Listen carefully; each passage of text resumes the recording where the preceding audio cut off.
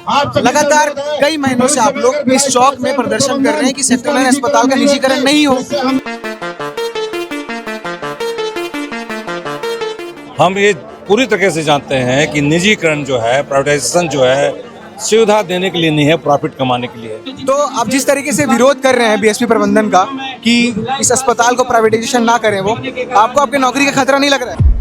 नहीं, ऐसा कोई डरने का कोई बात ही नहीं। हम लोग अपना अधिकार के लिए हम लोग लड़ रहे हैं। आम जन आता है तो उसको यहाँ पर इलाज करने में बड़ा तकलीफ होता है क्योंकि सारे चीज़ों का शुल्क है जो बहुत ज़्यादा है। तो क्या उसके लिए आप लोग की लड़ाई है, उसकी भी चिंता है? और भी इंफ्रास्ट्रक्चर शायद लगा दें, महंगे डॉक्टर ला दें, पर किसका इलाज होगा? जो पैसे वालों का उसका इलाज होगा, आम जनता का इलाज नहीं हो पाएगा। तो दो चीज़ें चल रही हैं कि अगर प्राइवेटाइजेशन हो जाता है तो क्या चीज़ें दुरुस्त हो जाए तो क्या पता हमको अच्छी सुविधाएं मिलने लग जाए। हॉस्पिटल में डॉक्टरों की कमी हुई है, नर्सों की कमी भी है, नहीं भरते, जानबूझ के कमी की जा रही है। अस्पताल हो गया, इसको प्राइवेटाइजेशन करने के लिए वो सोच रहा है, क्या कारण है? क्या सेल के पास पैसे की कमी है? सेल की स्थिति खराब होने का अगर तो देश की स्थिति खराब हो जाएगी। जवाहरलाल नेहरू चिकित्सालय एवं अनुसंधान केंद्र संयुक्त ट्रेड यूनियन भिलाई।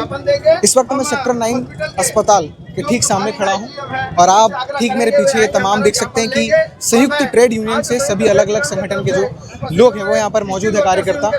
उनसे बातचीत करेंगे। इनका विरोध है कि सेक्टर 9 अस्पताल का निजीकरण किया जा रहा है, प्राइवेटाइजेशन जो किया जा रहा है बीएसपी प्रबंधन द्वारा बहुत सारी चीज़ों को लेकर, उसे लेकर लगातार जो ये यूनियन है वो प्रदर्शन कर रही है। इससे पूर्व में भी आपने देखा होगा। हम कोशिश करेंगे बातचीत करने के लिए कि किन बिंदुओं पर ये जो है प्रदर्शन कर रहे हैं, तो थोड़ा समझने की कोशिश करते हैं। सबसे पहले तो आज आप लोग यहाँ पर किन मुद्दों को लेकर यहाँ पर प्रदर्शन कर रहे हैं? मेन मुद्दा ये है कि भिलाई सिटी प्लांट का मेन हॉस्पिटल या सेक्टर 9 हॉस्पिटल उसको प्राइवेटाइज होने का तगार पर है, उसको रोकने के लिए हम लोग ये धरना दे रहे हैं। अभी आप पोस्टेड है भिलाई स्टील प्लांट में? अभी प्लांट में। ओके।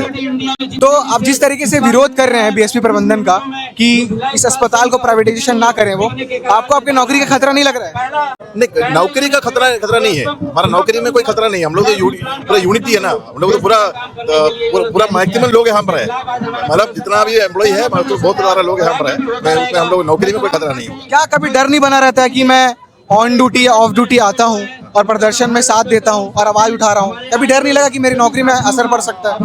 नहीं, ऐसा कोई डरने का कोई बात ही नहीं। हम लोग अपना अधिकार के लिए हम लोग लड़ रहे हैं, उसके लिए कोई डरने की क्या बात है। और तभी हमारा ड्यूटी खत्म हो चुका है, ऐसा बात की बात है, लेकिन ड्यूटी में रहते हुए कोई डर नहीं है, हमारा अधिकार है ये। आज आप लोग सभी यूनियन के जो प्रमुख लोग हैं अपने साथियों के साथ यहाँ पर आए। लगातार कई महीनों से आप लोग इस चौक में प्रदर्शन कर रहे हैं कि सेक्टर 9 अस्पताल का निजीकरण नहीं हो। ये जो चिंता है, क्या ये सिर्फ अस्पताल के निजीकरण को लेकर है कि अस्पताल से जुड़ी हुई समस्याओं को लेकर भी है? आपने अच्छी बात कही। निजीकरण जो है तमाम सुविधाओं में कटौती करता है और सबसे ज्यादा तो आपके पॉकेट की कटौती ज्यादा करता है।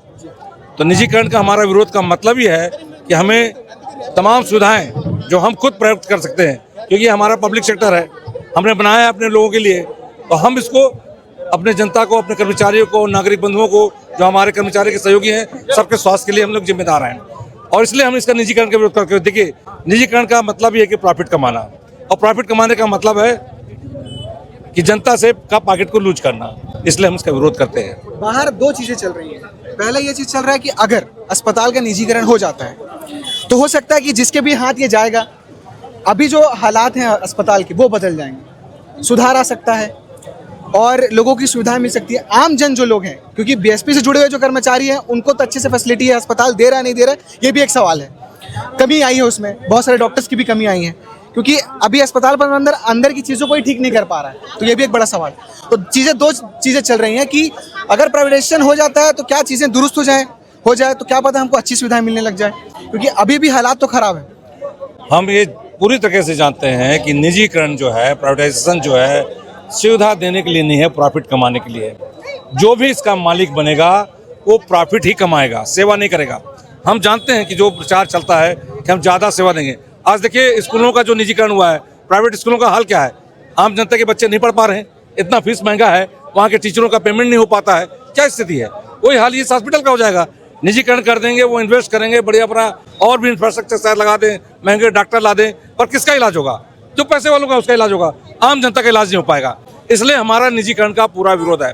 हम पब्लिक सेक्टर को बेचने की नीति के खिलाफ हैं। अगर इसका निजीकरण नहीं होता है तो आपको क्या लगता है कि क्या दुरुस्त होना चाहिए अंदर? निजीकरण नहीं होता है, मान जाते हैं इस बात पे, बीएसपी प्रबंधन हम निजीकरण नहीं करेंगे, पर अगर निजीकरण नहीं होने के बावजूद भी यहाँ की सुविधाएं आम जन तक अच्छे से नहीं पहुँच पा रही है, क्योंकि अगर कोई आम जन आता है तो उसको यहाँ पर इलाज करने में बड़ा तकलीफ होता है, क्योंकि सारे चीज़ों का शुल्क है जो बहुत ज़्यादा है। तो क्या उसके लिए आप लोग की लड़ाई है, उसकी भी चिंता है? जी जी, आपका प्रश्न बहुत अच्छा है कि हम सिर्फ निजीकरण का विरोध नहीं कर रहे हैं। निजीकरण का विरोध करने का मतलब यह है कि हमारे हॉस्पिटल में लोगों को बेहतर सुविधा मिले, अच्छे डॉक्टर्स मिले, अच्छी दवाइयाँ मिले, अच्छे नर्सेस व्यवस्था हो, साफ हो, क्लीन हो, सब कुछ हो। इसलिए हम निजीकरण का विरोध करते हैं। तो सिर्फ निजीकरण का विरोध करने भर का नहीं है, हमारा अगला रास्ता है कि उसको बेहतर बनाने का। जिस ढंग से आज देखिए टाउनशिप, इससे अच्छा टाउनशिप कोई है क्या? हालांकि हम चाह रहे हैं कि सरकार और प्रबंधन जो मिलकर इस टाउनशिप को, इस हॉस्पिटल को, तमाम पब्लिक सेक्टर की संस्थाओं को जो है खत्म करने की नीति चल रही है। उसी नीति के तहत धीरे धीरे हॉस्पिटल में डॉक्टरों की कमी हुई है, नर्सों की कमी हुई है, नहीं भर्ती, जानबूझ के कमी की जा रही है, तो जानबूझ के कमी की जा रही है। तो आज स्थिति ये आ गई कि अब लोग उस समय नहीं समझ रहे थे, पर आप समझ में आ गया। इसलिए आज देखिए एक अच्छा आंदोलन हुआ है और अच्छा प्रचार करेंगे। सबके दिलों में है कि इसका निजीकरण नहीं होना चाहिए। इसलिए इस पब्लिक सेक्टर के हॉस्पिटल का, क्योंकि हमसे ज्यादा इन्वेस्ट कोई नहीं कर सकता। लाइफ स्टील प्लांट का टर्नओवर के बराबर सेल की स्थिति भी खराब नहीं है। खराब नहीं है, सेल की स्थिति खराब कितना भी हो, सेल एक खराब सेकंड, सेल की स्थिति खराब होने का अगर तो देश की स्थिति खराब हो जाएगी, क्योंकि इतनी बड़ी इंडस्ट्री है ये। एक चीज़ ये कि आखिर ऐसा क्या हुआ कि बीएसपी प्रबंधन को अपने टाउनशिप में जितने भी स्कूल हैं, मैत्री बाग हो गया, अस्पताल हो गया, इसको प्राइवेटाइजेशन करने के लिए वो सोच रहा है? क्या कारण है? क्या सेल के पास पैसे की कमी है? ये बहुत अच्छा प्रश्न है आपका। देश के अंदर राजनीति चलती है, पूंजीवाद, समाजवाद। हमारा संविधान तो समाजवादी है, पर सत्ता में बैठे हुए लोग जो पूंजीवादी समर्थक हैं, साम्राज्यवादियों के चमचे हैं, उनका जो इशारे पे काम कर रहे हैं। और इसलिए जो है तमाम पब्लिक सेक्टर के और सरकारी जमीनों को जो है निजी हाथों में देना चाहते हैं। ये अंबानी अदानी को पूरा दुनिया बेच देना चाहते हैं, है ना। हम तो हमारे दुआले जो लोग हैं उसकी नीतिक कारण सब हो रहा है। नेहरू जी ने तो समाजवादी लाया था, तभी तो पब्लिक सेक्टर बने। देश के बड़े बड़े संस्थाएं, अच्छे संस्थाएं, अच्छे स्कूलें जो हैं, सब किसके आप ये कहना चाह रहे हैं कि बीएसपी प्रबंधन नहीं चाहती कि पब्लिक सेक्टर बना रहे? सिर्फ प्रबंधन के बोलने से नहीं होगा, क्योंकि प्रबंधन तो इशारे पे चलेगी सरकार के। हाँ, उसके ऊपर दबाव है। प्रबंधन के लोग भी चाहते हैं कि हमारा हॉस्पिटल है, हमारे मेहनत से बना है, हमारे कराने आते हैं। नहीं, दवाई तो सब लोग कराते आते हैं, प्राइवेट होगा तब भी कराएंगे। पर मकसद ये है ना कि जो सुविधा हमको मिल सकता है सस्ते में, बेहतर, वो प्राइवेट में नहीं मिलेगा। वेंटिलेशन में रख कर लोग पैसा कमाते हैं प्राइवेट वाले, किडनी बेच देते हैं, क्या नहीं करते हैं। वो स्थिति तो अब लाइफ स्टील प्लांट में कभी आपने सुना है? नहीं हुआ है। MMI का भी जो वीडियो आया है, कितना पैसा, एक सेकंड, कितना पैसा जो है लोगों ने लूटते हैं। तो लूट का धंधा तो नहीं है ना, और हम इसको बचा सकते हैं अपना, लूटने नहीं देंगे। तो निजीकरण के साथ साथ तमाम सुविधाओं की ओर भी हमारा इशारा है। निजीकरण रोकने का मतलब नहीं है कि खाली डब्बा रख लें हम। निजीकरण रोकने का मतलब है कि हमारे कर्मचारियों को, उसके सहयोगों को, नगर के वासियों को, फुटकर व्यापारियों को, तमाम लोगों को जो है जितनी हम कर सकते हैं बेहतर सुविधा देंगे, सस्ते में सुविधा देंगे। ये हमारा मकसद है। क्या देख रही हैं आप भिलाई टाउनशिप का भविष्य किस तरह और देख रही हैं? क्योंकि लगातार जिस तरीके से निजीकरण करने की बात की जा रही है, अगर भविष्य में अधिकतर चीज़ें निजीकरण हो गया, और तो अब ये भी बात किया जा रहा है कि सेक्टर 6, सेक्टर 7 का जो एरिया है उसको तोड़ा जाएगा, तोड़ने के बाद वहाँ पर हाउसिंग बोर्ड सोसाइटी बनाने की प्लानिंग चल रही है। फिलहाल ये कोई चीज़ साफ नहीं। अगर भविष्य में टाउनशिप ज़्यादातर चीज़ें प्राइवेटाइजेशन हो जाती हैं तो आप कैसे देख रहे हैं, क्या भविष्य हो सकता है? हमारे युवाओं का भविष्य एकदम अंधकारमय है इसके, क्योंकि कोई भर्ती नहीं हो रही है। हमारे बच्चे प्राइवेट में पढ़ रहे हैं, हमारा हॉस्पिटल प्राइवेट हो जाएगा, हमें सुविधा क्या मिली? हमारे जो कर्मचारी हैं उसमें काम करते हैं अपने प्लांट में, और उनको बाहर में आके क्या ट्रीटमेंट मिलेगा आप समझ सकते हैं। अभी हमारा कर्मचारी जो है अगर प्लांट में काम कर रहा है, उसके घर में कोई दुर्घटना हो जाती है, हम सेक्टर 9 पहुंचते हैं। कर्मचारी की ज़रूरत नहीं है, हमारी सारी सुविधा है। लेकिन अगर छोटा सा अगर प्राइवेट हो जाता है, हम छोटे से काम के लिए भी बाहर जाएंगे, और उसके लिए कितना संघर्ष है, जाके आप प्राइवेट वालों से पूछिए। बहुत दुर्दशा होने वाली है, क्योंकि आप देखिए सारे काम ठेके में जा रहे हैं। हमारे आप जैसे युवा जो हैं MBA करके, IIT से करके बेरोजगार घूम रहे हैं। आप देखिएगा टाउनशिप में पढ़े लिखे बच्चे लोग मोमोज का ठेला लगा रहे हैं। क्यों लगा रहे हैं? बोलते डॉक्टर नहीं है हमारे पास, इंजीनियर नहीं है। आप भर्ती लेोगे नहीं तो कहाँ से आएंगे? इसी तरह स्कूलों में हुआ, स्कूल गायब हो गए, टाउनशिप गायब हो गया। टाउनशिप हमारा पूरा किया गया क्या कि हम नया बनाएंगे, तोड़ा गया सेक्टर 6 को, बनाया क्यों नहीं बनाया? हैं।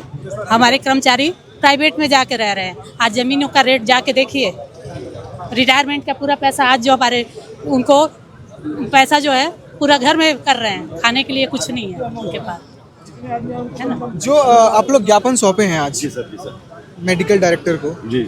उसमें जो प्रमुख मांगे आप लोग उन्होंने उनके सामने रखी, वो प्रमुख मांगे बस बता दीजिए। सर, उसमें पहला मांग है कि जो निजीकरण की प्रक्रिया हो रही है उसको तत्काल रोका जाए। दूसरी मांग यह है कि जिस तरीके से अस्पताल में डॉक्टर और कर्मचारियों की कमी है उसकी भर्ती करके उसको और अच्छे से बनाया जाए। तीसरी हमारी मांग है कि जो संसाधन की कमी हो रही है उस संसाधन के जो मशीन है और बहुत सारी चीज़ें उसको पूर्ण किया जाए। और चौथी मांग हमारी ये है कि किसी भी तरीके से इस अस्पताल को हम लोग निजीकरण नहीं होने देंगे। इसके लिए जिस तह तक जाना होगा उस तह तक हम लोग जाएंगे और लड़ाई लड़ेंगे।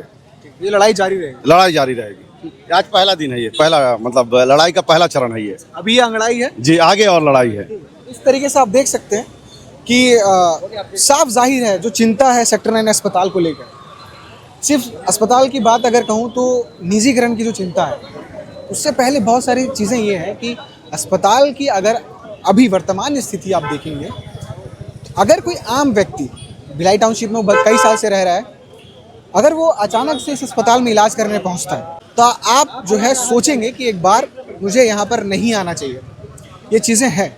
तो वैसे तो इस अस्पताल को लेकर बहुत सारी चीज़ों पे काम करना बहुत ज़्यादा ज़रूरी है। बाहर जनता के बीच में बहुत सारी चीज़ें चल रही हैं। कुछ लोगों का कहना ये है कि अगर प्राइवेटाइजेशन होता है और किसी एक अच्छे इंसान के या निजी हाथ में जाता है और इसको चीज़ें बदल सकता है। हालांकि सारी चीज़ें संशय है, हो सकता है किसी के हाथ में जाने के बाद और दुर्दशा हो जाए, आम जन को और महंगा पड़े सारी चीज़ें। पर अगर अभी फिलहाल ये बीएसपी प्रबंधन के हाथ में और लोग ये चाह रहे हैं कि इसका निजीकरण ना हो, तो इस पे बीएसपी प्रबंधन को ध्यान देना होगा और इसके अंदर की सारी चीज़ों को दुरुस्त करना होगा। कोशिश ये रहनी चाहिए बीएसपी प्रबंधन की अब कि आम जन जो है इस अस्पताल का जो एक रिसर्च सेंटर है इसका लाभ उठा सके। जवाहरलाल नेहरू के नाम पर ये भिलाई बना, उनके सपनों का ये शहर है, पर उनके सपनों के साथ कितना इंसाफ किया जा रहा है ये भी एक सवाल है। इस सवाल का जवाब ये सब चाह रहे हैं और अगर आप कुछ चाहते हैं तो कमेंट बॉक्स में जरूर रखिएगा और बाकी अपडेट्स के लिए केपी न्यूज़ को सब्सक्राइब जरूर करिएगा। बहुत बहुत शुक्रिया।